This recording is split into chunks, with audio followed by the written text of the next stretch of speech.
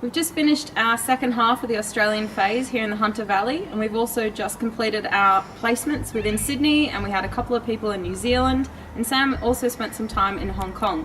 So we had a great time during our placements and felt we contributed a good amount to the organisations. We'd just like to thank everyone for having us while we were on placement. I think the highlight so far for the second half of the phase has definitely been the trip to Melbourne for the Spring Carnival, which culminated in the first female jockey, Michelle Payne, winning the Melbourne Cup on Prince of Penzance, which is certainly another highlight of ours. Looking forward to the next phase, we will be stopping off, quite a few of us, to Hong Kong for the international meeting coming up this weekend, which a lot of us are very much looking forward to, and thanks to Sam and all the guys at the Hong Kong Jockey Club for looking after us while we're there. I'd just like to say a big thank you to Belinda Miller for looking after us here in Australia, and we look forward to catching up with her in graduation next year. And again, thanks to everyone on the farms who accommodated us here in the Hunter Valley while on placements, and all those who went overseas. It's been a great privilege to be here. We've been very well looked after, and again, thank you very much. So I was one of the contingent that was based here in Australia. We had one of the trainees down in Melbourne with VRC, and the rest of us were up in Sydney and also the Hunter Valley. I was fortunate enough to be placed at Arrowfield Stud, so I got to spend a lot of time either in the office in Sydney in Neutral Bay and up here in the Hunter Valley as well. Managed to come up for a couple of days every week, and was involved in a range of different things in terms of some of the projects they've got going internally at Arrowfield. And also got to help with some of their bloodstock, especially leading up to the Magic Millions Gold Coast sale in January. It was a fantastic opportunity, and I really enjoyed working with the chairman of Racing Australia and also the chairman of the Arrowfield Group, John Massara. And it was fantastic as well to spend time with other Flying Start alumni such as Vicky Leonard and Andy Williams, who were both fantastic to me in the office. So I just got back from my work placement at New Zealand Bloodstock, where I spent a month working with the marketing and bloodstock teams. So while I was there, they had the Ready to Run sale, which was a breeze up sale for 2-year-olds, which was a record sale for NZB, so they were really happy with it and a great sale to be there for.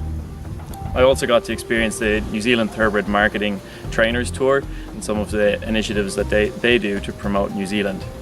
And then for my last week of placement, I worked at Pencarrow Stud, which is one of the largest stud farms with very significant broodmare band in New Zealand.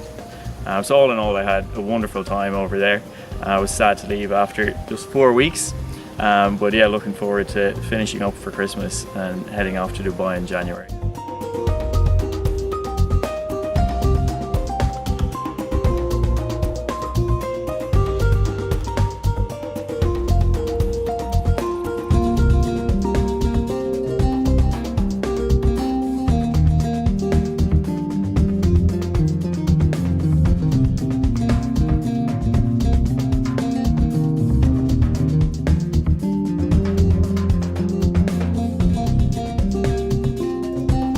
The trainees had a fantastic time at the Sydney Spring Carnival, including on Epsom Day, when Godolphin had a fantastic 5-timer culminating in Magic Hurricane's success in the Metropolitan Handicap.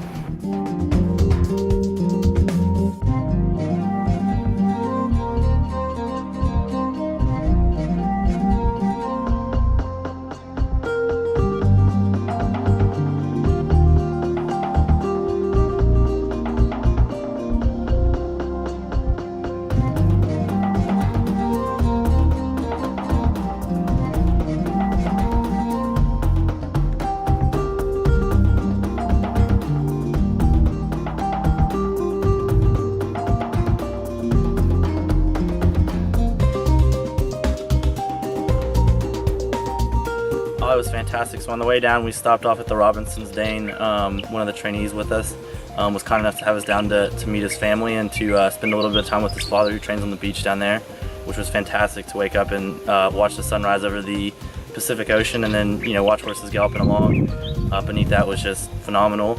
And we ourselves actually had to go too. We spent some time on the beach, did a little bit of riding ourselves, and it was just a real cool experience to look around with 7 of your good friends on horseback on the beach, and yeah, it was a great experience.